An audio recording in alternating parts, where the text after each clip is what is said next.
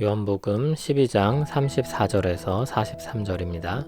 키워드는 영원한 나라를 위한 죽음, 어둠을 비추시는 하나님, 어두운 세상의 빛입니다.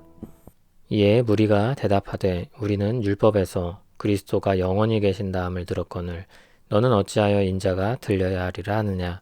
이 인자는 누구냐.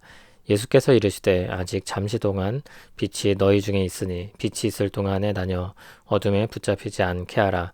어둠에 다니는 자는 그 가는 곳을 알지 못하느니라. 너희에게 아직 빛이 있을 동안에 빛을 믿으라. 그리하면 빛의 아들이 되리라. 예수께서 이 말씀을 하시고 그들을 떠나가서 숨으시니라. 이렇게 많은 표적을 그들 앞에서 행하셨으나 그를 믿지 아니하니 이는 선지자 이사야의 말씀을 이루려 하심이라. 이르되 주여 우리에게서 들은 바를 누가 믿었으며 주의 팔이 누구에게 나타났나이까 하였더라. 그들이 능히 믿지 못한 것은 이 때문이니 곧 이사야가 다시 일렀으되 그들의 눈을 멀게 하시고 그들의 마음을 완고하게 하셨으니 이는 그들로 하여금 눈으로 보고 마음으로 깨닫고 돌이켜 내게 고침을 받지 못하게 하려 함이라 하였음이더라. 이사야가 이렇게 말한 것은 주의 영광을 보고 주를 가리켜 말한 것이라. 그러나 관리 중에도 그를 믿는 자가 많되 바리새인들 때문에 드러나게 말하지 못하니 이는 출교를 당할까 두려움이라. 그들은 사람의 영광을 하나님의 영광보다 더 사랑하였더라. 아멘. 예수님께서 자신이 들려야 할 것을 말씀하시자 성경을 알고 있던 유대인들이 반문했습니다. 율법에서 그리스도가 영원히 계시다고 했는데 어찌 들려야 한다는 것입니다. 어찌 그들을 영원히 함께하지 않으시고 떠나시냐는 겁니다. 유대인들이 염두한 성경이 어느 곳인지 정확하지는 않지만 다윗의 후손으로 오실 메시아가 영원한 나라를 세우신다는 그 약속의 말씀에 비추어서 그런 생각을 하게 된 것으로 보입니다. 이사야 9장 7절을 보면 장차 이 말 다윗의 집에 왕의 나라가 영원히 견고히 서게 될 것을 말씀합니다.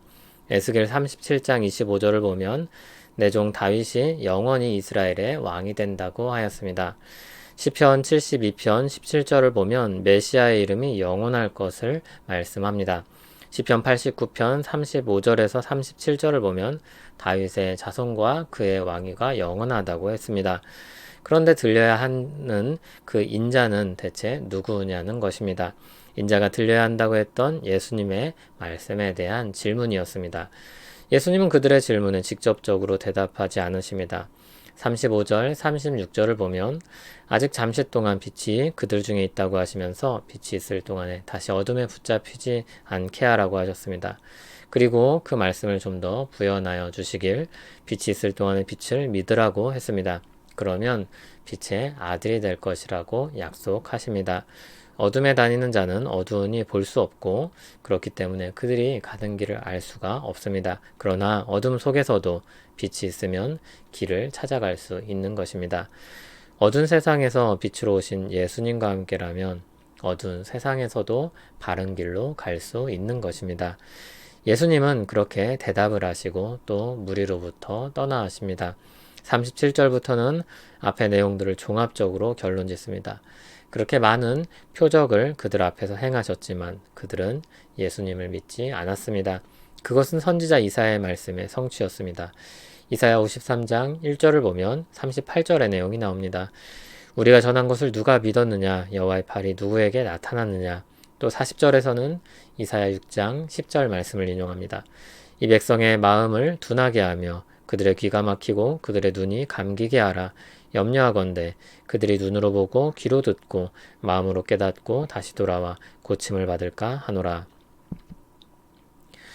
그러나 이 말씀들은 하나님이 사람들의 마음을 조종하여서 억지로 그런 결과를 만들어낸다고 해석할 수 없습니다.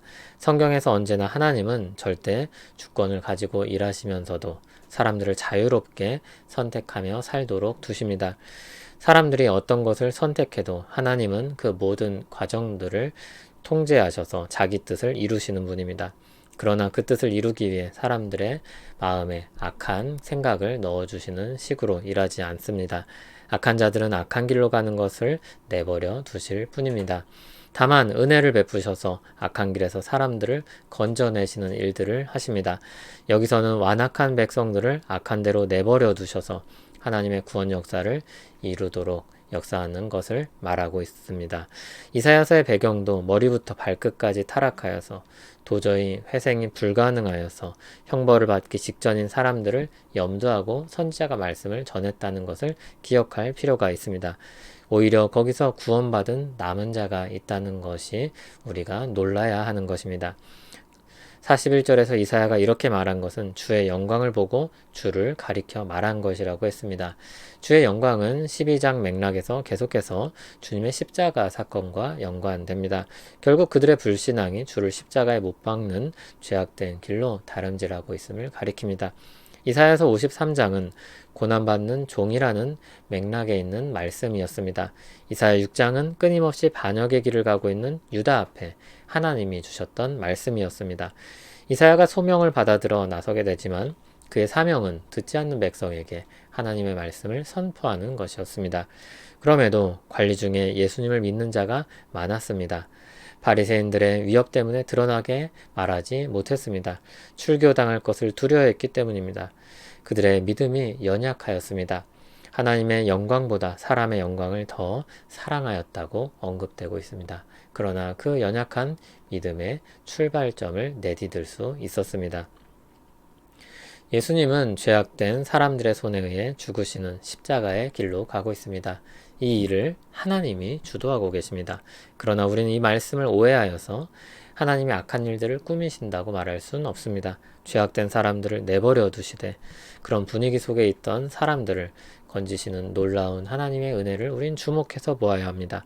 비록 사람들이 하나님의 말씀을 듣지 않고 결국 메시아를 못 박는 쪽으로 역사가 흘러가고 있지만 그들 중에서도 하나님의 은혜로 구원받는 자들이 있다는 사실입니다.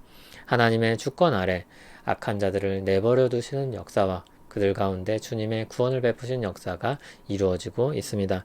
완고한 마음으로 믿지 않는 관리들 사이에서도 믿는 사람들을 많이 두셔서 구원하신다 하였습니다.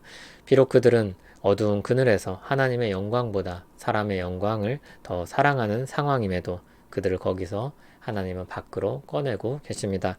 그러한 하나님의 은혜의 역사를 주목하여 볼 때 우리는 지금도 은혜 베푸실 것을 기대할 수 있습니다. 하나님의 은혜는 모든 어둠을 뚫고 그들 사이를 비집고 들어가서 빛을 발합니다. 불가능해 보이고 빛이 들어올 구석이 전혀 없어 보이는 곳에서도 하나님이 일하고 계시며 거기서도 빛을 비추신다는 그 사실을 잊지 마시기 바랍니다. 세상이 어두워 보입니다. 죄악이 이 땅에 남아있으니 어두운 면이 없을 수는 없습니다. 그러나 그것이 전부는 아닙니다. 또한 그것이 절대적인 것도 아닙니다. 더 절대적이고 분명한 것은 하나님의 역사입니다. 하나님은 지금도 일하고 계십니다. 그래서 우리는 여전히 소망을 말할 수 있으며 복음을 선포할 수 있습니다. 눈앞에 있는 어두운 현실로 인해 이 세상 전부가 그렇다고 또는 내 인생이 그렇다고 속단하지 마시기 바랍니다.